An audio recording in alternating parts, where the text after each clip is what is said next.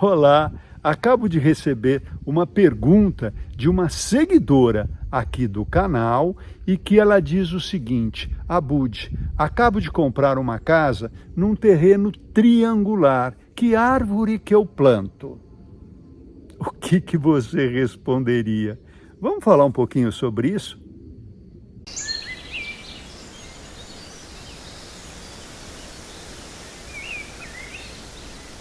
Bem, você poderia dizer, plante ali uma cerejeira, plante ali um resedá, porque é uma árvore pequena, talvez, né? Porque a gente também não sabe o tamanho do terreno. Uma árvore pequena sempre cabe, mas uma árvore grande, como um pau-ferro, por exemplo, talvez não coubesse. Eu não sei a dimensão do terreno. Então, se o critério é a árvore que você gosta, sem entender as outras coisas, qualquer planta serve, desde que você goste. Você poderá dizer, não, Abud, essas plantas não são nativas. O ideal é que ela plantasse ali uma jabuticabeira, um ipê. Eu respondo, mesmo assim, eu ainda tenho uma série de perguntas para fazer. O que é que eu estou querendo dizer com isso? Que antes de você escolher a espécie, você tem que saber outras coisas. Normalmente, nesses canais que falam de vegetação e que são muito bons, eles falam da planta. E quando a gente fala de arquitetura paisagística, que é que eu discuto mais aqui no nosso canal, eu preciso relacionar essa planta com o que eu quero do meu jardim. Em outras palavras, é a pessoa que vai usar o jardim e a planta é uma consequência desse uso. Deu para entender? É muito diferente você partir da planta que você gosta e você falar, não, eu quero usar o jardim dessa forma, daquela outra forma, então essa planta me serve e essa outra planta não me serve. Então, como é que você começa a formular essas perguntas? A primeira delas, então, é exatamente essa. Eu vou querer um jardim apenas contemplativo? Hoje em dia o terreno é muito caro, o jardim também não é barato para você fazer, para você manter. Eu recomendo que você use esse lugar. Até porque, por mínimo que seja esse espaço externo, sempre cabe ali uma mesinha para você poder comer, tomar um café da manhã. Ou então, ao invés de uma mesinha, colocar um lugar para uma rede, por exemplo. Uma rede no meio da vegetação, você vai poder descansar, sonhar, relaxar de uma forma muito gostosa. Agora, se o jardim for um pouquinho maior, você já pode começar a fazer aquilo que é o sonho do brasileiro, que é um churrasquinho lá fora. Então, poder ter ali uma churrasqueira, mesmo que seja móvel, que você guarde em algum lugar, aí está um dia gostoso, você leva essa churrasqueira lá fora, né? Um lugar para você estar, que pode ser desde uns bancos mais confortáveis, umas espreguiçadeiras, mesmo que esses móveis sejam de plástico e possam ficar ali na chuva, no tempo, sem problema nenhum.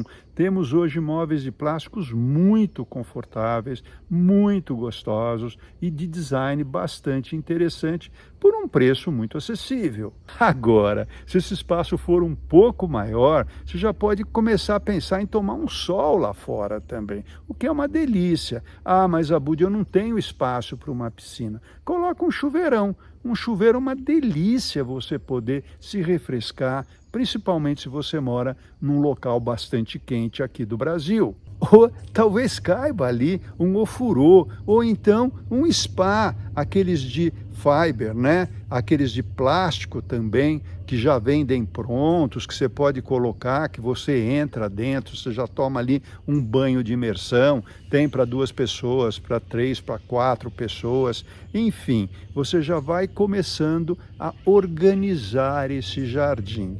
Agora, se você tiver um quintal grande, deixa um gramado também para você poder deitar, brincar com o cachorro, brincar com as crianças, jogar uma bolinha, enfim, quanto maior o terreno, mais possibilidades de uso, obviamente, ele vai ter. Mas e a vegetação? Então, a vegetação também depende muito do espaço disponível. Se você tiver ali um lugar que só tem muros, a dica é o seguinte: não deixe esses muros claros, porque o muro claro ele se aproxima de você.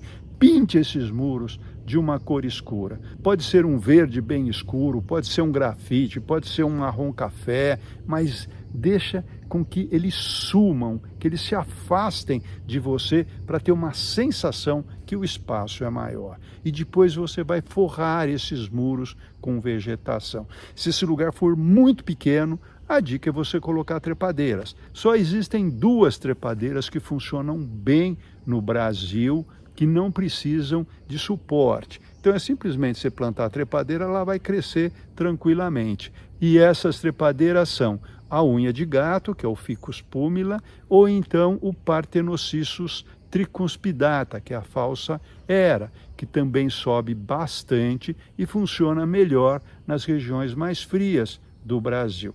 Existe também a era, que é a Hedera helix, que é uma terceira opção. Eu não falei antes porque ela é um pouco mais rala, ela depende um pouco mais de tempo para poder fechar. Agora, a dica importante é que não pode ter cal, nem na massa do muro, né, que foi feito o reboco, e nem na tinta, porque senão ela realmente não vai grudar. Bem, agora se você quiser uma trepadeira de frutas, como uma parreira de uva, um maracujá, ou então algumas floríferas, como as tumbérgias ou as 7 léguas, você vai precisar fazer ali ou uma tela, ou então colocar alguns preguinhos e passar um arame um pouco distante da parede. Por exemplo, fazer um quadriculado de arame de mais ou menos 40 por 40, e aí essas trepadeiras vão se enrolando. Lembre-se que ele precisa ficar um pouco distante da parede para que ela consiga passar por trás, para que ela consiga se enrolar nesse arame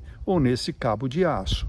Agora, se o espaço for um pouco maior, que tal ali você ter então um arbusto, uma cerca viva na frente desse muro? E aí eu recomendo que você veja o nosso vídeo Cercas Vivas, que nós damos muitas dicas de plantas, inclusive várias estreitas, que não ocupam muito espaço, mas elas realmente são verticais e podem fechar um muro. E aí você pode ter a terceira coisa, que são as árvores. E aí nós temos árvores pequenas, médias e grandes. Eu estou falando de volume, que é a primeira coisa que vai dar então aquele teto, aquela coisa gostosa de um aconchego do seu jardim. Nós humanos gostamos quando a gente está aconchegado dentro de uma bolha, né? Dentro de uma caverna, dentro de uma casa, por exemplo. Por quê? Porque você está envolvido por uma bolha formada na casa, por exemplo, pelo chão, pelas paredes e pelo teto. E aqui fora pode acontecer a mesma coisa. Então, obviamente, dependendo do tamanho do jardim, você vai poder ter árvores menores, ou várias árvores menores, ou várias árvores médias, ou maiores. Agora, veja bem, se for uma arvoreta que você não consiga passar por baixo, ela funciona como um arbusto, tá? Ela não vai funcionar como uma árvore. A árvore, a gente diz, quando você passa por baixo, através, né, do lado do caule, e a copa fica por cima da sua cabeça, trazendo, então, aquela sombra tão gostosa, e mais do que a sombra, ela te dá aquela sensação gostosa de proteção, e você vai ter um espaço muito agradável. Então é isso, gente. Eu não vou falar das árvores, porque a gente tem aí uma quantidade muito grande, mas então o primeiro critério, o seu volume, e depois do volume, os outros critérios, que não são necessariamente primeiro, segundo, terceiro, são: se você quer uma árvore florífera, uma árvore frutífera, uma árvore que possa dar ali um perfume muito gostoso, ou você está morando numa região muito fria, que você prefere uma árvore que no verão esteja bastante folhada para te dar sombra, e no inverno caem as folhas, aí você pode tomar um pouquinho de sol. Essa dica é muito importante para quem mora de São Paulo para baixo. Ah, mas Abud, onde é que eu acho essas espécies? Dê uma olhada na cartilha de arborização de uma cidade próxima. a você. Ali você vai ter muitas dicas. Por exemplo, em São Paulo, nós temos uma cartilha muito bem feita de arborização urbana. Use as dicas dessa cartilha, se você mora nessa região, para utilizar essas árvores dentro do seu jardim. Tá bom? Pessoal, é isso aí. Espero que vocês tenham curtido o vídeo. Aliás, se vocês fizeram isso e não estão inscritos ainda nesse canal, por favor, faça isso para que esse conteúdo ele rode para mais pessoas, tá bom? Vou terminando mais esse vídeo, deixando aquele nosso costumeiro abraço para todos vocês.